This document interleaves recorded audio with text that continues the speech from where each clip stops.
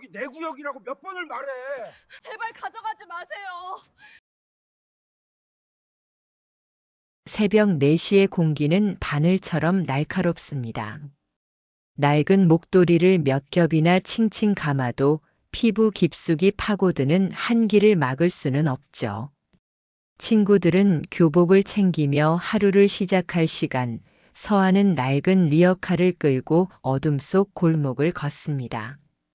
서아의 손등은 이미 거북이 등껍질처럼 갈라져 단단히 굳어 있습니다.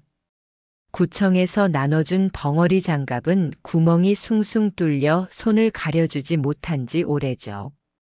그래도 멈출 수는 없습니다. 오늘 폐지를 채우지 못하면 당장 내일 머물 고시원의 방세를 낼 수 없으니까요. 아이고 허리야. 서아는 깊게 허리를 숙여 젖은 박스를 집어 올립니다. 비에 젖어 무거워진 종이가 얇은 팔목을 가차없이 짓누릅니다. 그때였습니다. 야, 이 기집애야. 내가 여기 내 구역이라고 몇 번을 말해. 거친 욕설과 함께 리어카가 힘없이 옆으로 넘어집니다. 이 근처 폐지를 독점하는 노숙자, 사람들은 그를 왕씨라 불렀습니다. 그는 서아가 밤새 모은 박스들을 아무렇지 않게 자신의 것으로 챙기기 시작합니다. 아저씨, 제발요, 이거 없으면 오늘 방세 못 내요. 제발 돌려주세요. 서아가 그의 소매를 붙잡고 애원하지만 돌아오는 건 차가운 발길질과 조롱뿐입니다. 어린 게 어디서 어른한테 대들어. 재수 없으려니까. 야, 돈 되는 건 다 내놔. 왕씨는 서아의 주머니를 뒤져 단돈 3,000원과 편의점 삼각김밥 하나를 빼앗아 갑니다. 멀어지는 그의 등 뒤로 서아는 차가운 아스팔트 위에 그대로 주저앉습니다. 눈물이 뺨을 타고 흐르지만 그마저도 이내 얼어붙을 것 같은 새벽입니다. 서아는 차가운 아스팔트 바닥에 그대로 주저앉았습니다. 넘어진 리어카는 다시 일으킬 힘조차 없었고 방금 전까지 품에 안고 있던 종이 상자들은 이미 다른 사람의 것이 되어 골목 끝으로 사라졌습니다. 눈물이 뺨을 타고 흘렀지만 그마저도 금세 얼어붙을 것처럼 공기는 매서웠습니다. 새벽의 도시는 늘 그랬듯 약한 사람에게 조금도 친절하지 않았습니다. 한참을 그렇게 앉아있던 서아는 무의식적으로 주변을 둘러보다가 시선을 멈췄습니다. 쓰레기 봉투 더미 사이로 낯선 색이 보였기 때문입니다. 회색과 검은색뿐인 골목에서 유독 튀는 흐릿한 분홍색 천조각. 가까이 다가가 보니 진흙이 잔뜩 묻어 형체를 알아보기 힘든 토끼 인형 가방이었습니다. 왜인지 모르게 서아는 그 가방을 그냥 지나칠 수 없었습니다. 마치 누군가가 일부러 그 자리에 놓아둔 것처럼 시선이 계속 붙잡혔습니다. 서아는 홀린 듯 가방을 집어들었습니다. 축축하게 젖은 천 너머로 묵직한 감촉이 손바닥에 전해졌습니다. 가방 안쪽 깊숙한 곳에서 꺼낸 것은 때가 잔뜩 탄 분홍색 폴더폰이었습니다. 요즘 아이들에겐 장난감처럼 보일 만큼 오래된 기계. 서아는 별 생각 없이 습관처럼 폰의 뒷면을 소매로 문질러 닦아냈습니다. 그 순간 손길 아래로 드러난 글씨. 아빠랑 서사랑 2010, 10, 24. 조악하고 삐뚤어진 글씨체. 하지만 서아를 붙잡은 건 글자가 아니었습니다. 그 아래 반쯤 바랜 작은 나비 모양 스티커. 모서리가 살짝 들린 채 어설프게 붙어있는 그 스티커를 보는 순간 서아의 머릿속이 새하얘졌습니다. 눈앞이 번쩍이며 잊고 있던 장면 하나가 파도처럼 밀려왔습니다. 따뜻한 방, 낮은 테이블, 그리고 자신보다 훨씬 큰 누군가의 손. 그 손과 함께 이 나비 스티커를 붙이며 여기가 예쁠까? 하고 묻던 목소리. 손끝에 닿던 스티커의 오목볼록한 감촉이 지금 이 순간과 정확히 겹쳐졌습니다. 이거 내가 붙인 거야. 이 위치, 이 비뚤어진 모양 분명히 기억나. 서하의 본명은 이서하였습니다. 하지만 이 폰에 적힌 이름은 서사. 남들이 보면 그저 오타라고 넘길 이름이었지만 서하는 알고 있었습니다. 발음이 서툴렀던 5살의 자신이 스스로를 서사라고 불렀고 그때마다 아빠는 웃으며 그래, 우리 서사하고 따라 불러주었다는 것을요. 그리고 그 이름을 그대로 이 폰에 적어주었다는 사실까지도. 손끝에 남은 나비 스티커의 감촉, 이름의 오타. 그리고 자신의 생일인 10월 24일. 이 세 가지가 하나로 맞물리는 순간 서하의 심장은 미친 듯이 뛰기 시작했습니다. 이것은 우연이 아니었습니다. 15년 전 세상 어딘가에서 보내졌지만 끝내 도착하지 못한 얼어붙은 구조신호. 바로 자신을 향한 것이었습니다. 아빠가 날 기다리고 있어. 서하는 바닥에 놓인 리어카를 돌아보지 않았습니다. 지금 그건 아무 의미도 없었습니다. 분홍색 폴더폰을 품에 꼭 끌어안은 채 서하는 골목을 벗어나 달리기 시작했습니다. 갈라진 손등에서 피가 배어나왔지만 통증은 느껴지지 않았습니다. 시내 외곽의 허름한 중고가전 매장. 서하는 흙먼지가 묻은 분홍색 폴더폰을 두 손으로 감싸 쥔 채 주인장 앞에 섰습니다. 마치 떨어뜨리면 안 되는 마지막 증거라도 되는 듯 가슴께로 바짝 끌어안고서 말이죠. 아저씨 혹시 이거 충전기 있을까요? 아주 오래된 건데요. 돋보기를 치켜든 주인은 서하를 한 번, 폴더폰을 한 번 번갈아 훑어봅니다. 요즘 세상에 누가 이런 유물을 들고 다니느냐는 말하지 않아도 다 보이는 눈빛이었습니다. 그는 콧방귀를 한 번 뀌더니 창고 구석으로 몸을 돌립니다. 낡은 상자들을 몇 개 들춰보고 케이블 더미를 헤집던 끝에 먼지투성이 선 하나를 집어듭니다. 툭. 카운터 위로 던져진 케이블. 이거 딱 하나 남았네. 3,000원만 내. 서하의 손끝이 미세하게 떨립니다. 이 돈이면 편의점에서 따뜻한 도시락을 먹고도 남습니다. 그 사실을 몸이 먼저 알아차렸는지 뱃속에서 꼬르륵 하는 소리가 비명처럼 터져 나옵니다. 하지만 서하는 잠시도 망설이지 않습니다. 동전을 밀어놓고 충전기를 가방 안에 넣습니다. 굶주림보다 더 견디기 힘든 것이 있었습니다. 자신이 누구인지 모른 채 살아온 지난 15년의 공허함. 그 공허함이 지금 이 순간 배고픔보다 훨씬 더 컸습니다. 서하가 향한 곳은 지하철역 구석, 사람들이 거의 신경 쓰지 않는 공용 콘센트 앞이었습니다. 차가운 타일 바닥에 주저앉아 떨리는 손으로 폰과 케이블을 연결합니다. 제발 제발 켜져라. 빨간 충전 불빛이 깜빡이는 순간 서하는 멈췄던 심장이 다시 뛰기 시작하는 느낌을 받습니다. 10분, 20분. 시간이 늘어지며 영원처럼 흐릅니다. 그리고 마침내 화면에 푸르스름한 빛이 스며듭니다. 비밀번호 4자리.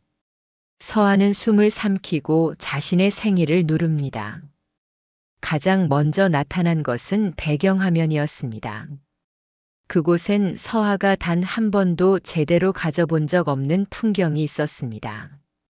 환하게 웃고 있는 젊은 남자. 그의 등에 엎여 까르르 웃고 있는 아주 어린 소녀. 남자의 눈매는 거울 속에서 보던 자신의 눈과 너무도 닮아 있었습니다. 사진 속 정장 상의 한쪽에는 작지만 또렷한 로고가 보입니다. 태운그룹. 아빠 정말 우리 아빠 맞아요? 서아는 홀린 듯 메시지 함을 엽니다. 그때 전송 실패라고 적힌 보관함 한쪽에서 유독 눈에 띄는 빨간 아이콘이 시야에 들어옵니다. 날짜는 2010년 10월 24일. 서아가 세상에서 사라졌던 바로 그날이었습니다. 서아는 조심스럽게 메시지를 눌러봅니다. 화면에 떠오른 짧은 문장들이 서아의 숨통을 서서히 조여옵니다. 아빠, 삐에로 아저씨가 나 가뒀어. 무서워. 아빠, 여긴 너무 좁고 깜깜해. 빨리 와줘. 서아의 눈에서 뜨거운 눈물이 툭 하고 액정 위로 떨어집니다. 15년 전 좁은 골방에 갇힌 5살 아이가 보낸 마지막 구조 신호. 하지만 이 메시지는 기지국을 넘지 못한 채 차가운 기계 속에 갇혀 있었습니다. 누구야, 대체 누가 날? 서아는 떨리는 손으로 메시지 함을 더 뒤적입니다. 그리고 그날 오후 발신 번호조차 남지 않은 의문의 문자 하나를 발견합니다. 강 회장님, 따님을 찾고 싶으면 혼자 오십시오. 그 순간 잊고 있던 기억의 파편들이 날카롭게 박혀옵니다. 분홍색 사탕을 내밀던 삐에로 가면의 사내. 가면 너머에서 자신을 내려다보던 서늘한 눈동자. 서아는 마침내 깨닫습니다. 자신은 길을 잃은 것이 아니었습니다. 누군가에게서 빼앗긴 것이었습니다. 아빠는 절버린 게 아니었어요. 누군가 우릴 갈라놓은 거야. 서아는 낡은 폴더폰을 주머니 깊숙이 넣고 천천히 일어섭니다. 굶주림으로 휘청이던 다리에 분명한 힘이 들어갑니다. 이제 가야 할 곳이 분명해졌기 때문입니다. 사진 속 아빠의 옷에 새겨져 있던 그 이름. 태훈그룹. 하지만 서아는 아직 알지 못합니다.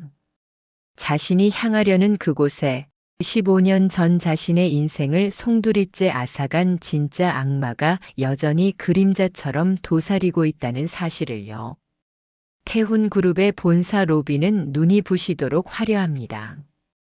대리석 바닥 위로 정장을 차려입은 사람들이 분 단위로 스쳐 지나가고 천장에 매달린 샹들리에는 나처럼 밝은 빛을 쏟아냅니다.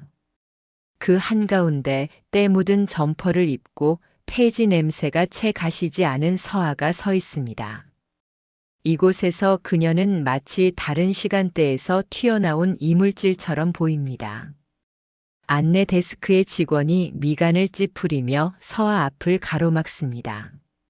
학생, 여기는 아무나 들어오는 곳이 아니에요. 잡상인이나 구걸하시는 분들은 출입 금지입니다. 서아는 숨을 깊게 들이쉬고 떨리는 목소리를 억지로 다잡습니다. 구걸하러 온 거 아니에요. 강태훈 회장님을 뵈러 왔습니다. 드릴 말씀이 있어요. 회장님의 이름이 공기 중에 떨어지는 순간 직원의 표정이 한층 더 차가워집니다. 로비 곳곳에서 시선이 모여듭니다. 속삭임들이 낮게 번집니다. 저런 애가 왜 회장님을 찾아? 세상 참 좋아졌네. 그 말들은 소리 없는 비웃음이 되어 서아의 심장을 정조준합니다. 그때 엘리베이터 문이 열리며 화려한 모피 코트를 두른 여인이 모습을 드러냅니다. 정 본부장의 아내 임 여사였습니다. 사람들 사이를 지나던 그녀는 서아를 피하려다 그만 어깨를 세게 부딪힙니다. 어머, 이게 뭐야? 내 옷이 얼마짜린데? 임 여사의 손에서 놓친 와인이 서아의 낡은 점퍼와 대리석 바닥 위로 흩뿌려집니다. 임 여사는 서아를 위아래로 훑어보더니 노골적인 경멸을 담아 소리칩니다. 어디서 이런 냄새 나는 거지가 들어와서. 너 소매치기지. 보안 요원. 당장 이에 끌어내요. 순식간에 로비의 시선이 모두 서아에게 쏠립니다. 숨이 막힐 듯한 정적 속에서 한 남자가 천천히 다가옵니다. 태훈그룹의 실세 정 본부장이었습니다. 그는 부인을 달래듯 팔을 내리며 서아를 내려다보다가 그녀의 손에 꼭 쥐어진 분홍색 폴더폰을 발견합니다. 그 순간 정 본부장의 눈동자가 미친 듯이 흔들립니다. 15년 전 자신이 완벽하게 처리했다고 믿었던 물건이 바로 눈앞에 있었기 때문입니다. 정 본부장은 직감합니다. 이 아이가 누구인지, 그리고 저 낡은 폰 안에 무엇이 들어있는지. 그는 순식간에 얼굴에 인자한 가면을 씁니다. 아, 길을 잃은 학생인가 보군요. 제가 따로 이야기를 좀 들어보겠습니다. 여보, 당신은 올라가 있어요. 그는 서아를 돕는 사람처럼 손짓하며 보안 요원들에게 고개를 끄덕입니다. 서아는 저항할 틈도 없이 지하로 향하는 엘리베이터에 태워집니다. 문이 닫히는 순간 정 본부장의 눈빛이 뱀처럼 차갑게 변합니다. 지하 보안실. 콘크리트 벽과 형광등 불빛만이 남아있는 공간에서 그는 다짜고짜 서아의 주머니에 자신의 지갑을 찔러 넣습니다. 아저씨, 뭐 하시는 거예요? 정 본부장이 비웃듯 말합니다. 야, 내가 내 지갑 훔친 거 여기 CCTV에 다 찍혔을 텐데. 그리고 그 낡은 폰 그거 작물이지? 이리 내놔. 보안 요원들이 서아의 팔을 뒤로 꺾습니다. 얼굴이 차가운 바닥에 눌리고 숨이 턱 막힙니다. 정 본부장은 서아의 손에서 폴더폰을 낚아채더니 구두굽을 들어 올립니다. 안 돼요. 그거 아빠랑 내 약속이란 말이에요. 15년이나 기다린 거라고요. 정 본부장이 코웃음을 칩니다. 15년? 죽은 듯이 살았어야지. 왜 기어 나와서 일을 만들어? 구두가 내려찍히려는 찰나 서아는 필사적으로 몸을 날려 그의 다리를 붙잡습니다. 입술이 터져 피가 흐르지만 서아의 눈빛은 그 어느 때보다도 강렬합니다. 이곳은 지옥입니다. 자신을 지켜줄 사람 하나 없는 차갑고 밀폐된 방. 그제야 서아는 깨닫습니다. 눈앞에 이 남자가 15년 전 자신을 어둠 속에 가두었던 그 삐에로였다는 사실을요. 정 본부장이 서아의 머리채를 잡으려 손을 뻗는 순간 보안실 문 너머에서 묵직한 발소리가 울려 퍼집니다. 아빠, 아빠 살려주세요. 지금 여기서 뭐 하는 건가? 서늘한 호통이 지하 공간을 가득 채웁니다. 정 본부장의 구두굽이 서아의 폰을 내리찍기 직전 보안실 문이 거칠게 열리며 한 사람이 모습을 드러냅니다. 태훈그룹의 총수 강태훈 회장이었습니다. 순간 정 본부장의 얼굴이 핏기 없이 굳어집니다. 회장님, 여긴 어쩐 일로 별거 아닙니다. 소매치기범 하나가 들어와서 훈육 중이었습니다. 강 회장의 시선이 서늘하게 그를 꿰뚫습니다.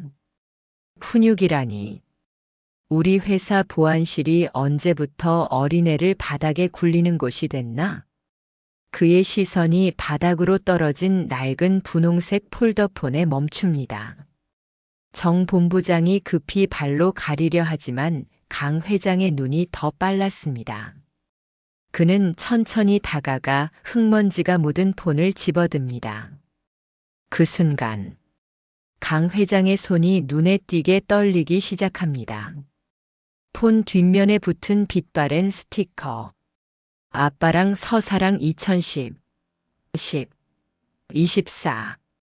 강 회장이 15년 전 잃어버린 딸의 생일 선물로 직접 붙여주었던 바로 그 스티커였습니다. 기억 속에서만 수없이 만졌던 모양, 그 질감, 그 위치까지. 한치의 오차도 없었습니다. 이게 왜 자네가 아니라 이 아이 손에 있지? 정 본부장 설명해봐. 정 본부장이 급히 고개를 젓습니다. 그게 아마 훔친 게 분명합니다. 어디 쓰레기통에서 주웠겠죠. 변명이 쏟아지는 그 순간 강 회장의 손바닥 위에서 낡은 폰이 기적처럼 반응합니다. 서하가 수없이 눌렀던 재생 버튼이 마침내 작동한 것입니다. 아빠, 서하예요. 삐에로 아저씨가 자꾸 무서운 곳으로 가재요. 아빠, 빨리 와서 나 구해줘. 보안실을 가득 채운 5살 아이의 목소리. 그리고 이어지는 한 남자의 서늘한 음성. 조용히 안 해? 너 이제 아빠 못 봐. 그 목소리는 지금 이 자리에 서 있는 정 본부장의 젊은 시절 목소리와 소름 끼치도록 똑같았습니다. 강 회장은 천천히 고개를 돌려 바닥에 쓰러진 서하를 바라봅니다. 헝클어진 머리카락 사이로 드러난 뒷덜미. 그곳에 선명하게 남아있는 나비 모양의 화상 흉터. 15년 전 뜨거운 국그릇을 엎질렀던 그날. 강 회장이 밤새 울며 간호해주던 바로 그 상처였습니다. 강 회장의 무릎이 풀리듯 꺾입니다. 서하야. 내 새끼 서하야. 내가 정말 서하란 말이냐? 아빠 저 여기 있어요. 아빠 부르려고 15년을 기다렸어요. 강 회장은 무릎을 꿇고 서하를 끌어안습니다. 폐지 냄새와 땀 냄새가 밴 낡은 점퍼. 그러나 그에게는 세상 어떤 향수보다도 익숙하고 그리웠던 내 아이의 냄새였습니다. 억눌러왔던 통곡이 지하 보안실을 울립니다. 정 본부장은 뒤로 물러서다 도망치려 하지만 이미 강 회장의 비서들과 출동한 경찰들에게 길이 막힙니다. 15년 전 자신의 야욕을 위해 형님의 아이를 유괴하고 버렸던 악마의 가면이 그 자리에서 산산이 부서집니다. 강 회장이 차갑게 선언합니다. 정 본부장 아니 정태식. 자네가 내 딸에게 한 짓 뼈저리게 후회하게 해주지. 법이 허용하는 가장 잔인한 지옥을 맛보게 될 거야. 수갑이 채워진 정태식이 끌려나가고 서하는 아빠의 품에서 서서히 의식을 잃습니다. 이제야 안전하다는 안도감, 그리고 15년 만에 되찾은 아빠라는 이름의 온기 때문이었습니다. 음악 위로와 감동을 주는 피아노 선율.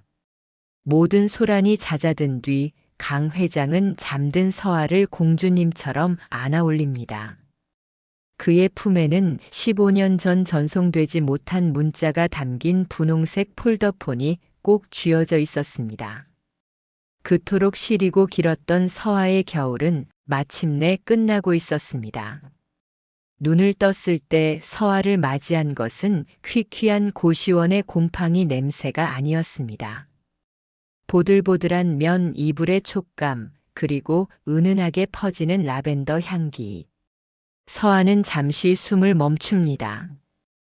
혹시 또 꿈은 아닐까 싶어 조심스럽게 자신의 손등을 꼬집어 봅니다. 아픕니다. 그리고 분명히 살아있습니다. 거칠게 갈라졌던 손등 위에는 하얀 연고와 밴드가 정성스럽게 붙어 있습니다. 누군가가 밤새 신경 써서 돌봐주었다는 흔적. 서하는 그제야 이곳이 더 이상 혼자 버텨야 하는 세상이 아니라는 사실을 실감합니다. 문을 열고 나오자 고소한 된장찌개 냄새가 코끝을 간지립니다. 주방에는 앞치마를 두른 강 회장이 서툰 손놀림으로 냄비를 저으며 분주히 움직이고 있습니다. 수천억의 자산을 움직이는 거물 회장이 아니라 그저 딸에게 따뜻한 밥 한 끼를 먹이고 싶은 평범한 아버지의 뒷모습입니다. 서하야 일어났니? 얼른 와서 앉거라. 내가 좋아하던 계란말이도 했단다. 서하는 한 발짝 다가섰다가 다시 멈춥니다. 목이 메어 쉽게 말을 잇지 못합니다. 아빠 정말 제가 여기 있어도 되는 거예요? 내일이면 다시 리어카를 끌어야 할 것만 같아서요. 강 회장은 국자를 내려놓고 서하의 두 손을 꼭 잡습니다. 거친 손과 따뜻한 체온이 고스란히 전해집니다. 그의 눈가에는 어느새 이슬이 맺혀 있습니다. 리어카라니. 다시는 그런 생각 마라. 15년 동안 내가 흘린 눈물, 아빠가 남은 생을 다 바쳐서 웃음으로 바꿔줄게. 이제 넌 혼자가 아니야. 식탁 한가운데에는 갓 지은 하얀 쌀밥과 보글보글 끓는 김치찌개가 놓여 있습니다. 강 회장은 잘 익은 김치를 조심스럽게 찢어 서하의 밥 위에 올려줍니다. 서하는 그 김치를 한 입 가득 넣고 오래도록 씹습니다. 세상에서 가장 비싼 산의 진미보다 아빠가 손으로 찢어 올려준 이 김치 한 조각이 서하의 얼어붙은 속을 더 깊이 천천히 데워줍니다. 거실 한가운데 가장 잘 보이는 진열장에는 수천만 원짜리 도자기 대신 낡고 해진 분홍색 폴더폰이 놓여 있습니다. 먼지를 털어내고 깨끗하게 닦인 그 폰은 이제 상처의 상징이 아니라 기적의 증거가 되었습니다. 서하는 그 폰을 바라보며 조용히 다짐합니다. 자신이 받은 이 기적을 아직도 길 위에서 떨고 있는 누군가에게 나누겠다고. 시간이 흘러 서하는 아빠의 도움을 받아 작은 재단을 세웁니다. 길 위에서 방황하는 아이들, 폐지를 줍는 어르신들에게 따뜻한 도시락과 쉼터를 제공하는 곳. 서하는 이제 명품 옷보다 남을 돕기 위해 걷어붙인 셔츠 소매가 더 잘 어울리는 사람이 되었습니다. 햇살이 유독 좋은 오후. 서하와 강 회장은 정원을 천천히 거닙니다. 활짝 핀 목련 꽃잎 하나가 서하의 어깨 위로 내려앉습니다. 아빠, 그거 아세요? 그날 쓰레기 더미에서 그 폰을 찾았을 때 왠지 아빠가 절 부르는 소리가 들리는 것 같았어요. 강 회장은 서하의 어깨를 감싸 안으며 미소 짓습니다. 그건 아마 우리 서하의 착한 마음이 아빠한테 먼저 닿은 걸 게다. 고맙다 서하야. 포기하지 않고 살아남아줘서. 15년 전 차가운 어둠 속에 갇혀 전송되지 못했던 작은 메시지는 결국 주인을 찾아갔습니다. 간절히 바라면 기적은 반드시 일어난다는 것. 그리고 그 기적의 완성은 거창한 성공이 아니라 사랑하는 가족과 마주 앉아 먹는 따뜻한 밥 한 끼라는 사실을 서하는 오늘 우리에게 조용히 전해줍니다. 여러분의 겨울은 지금 어디쯤인가요? 혹시 아직 춥더라도 조금만 더 힘을 내세요. 당신의 봄도 머지않아 도착할 테니까요.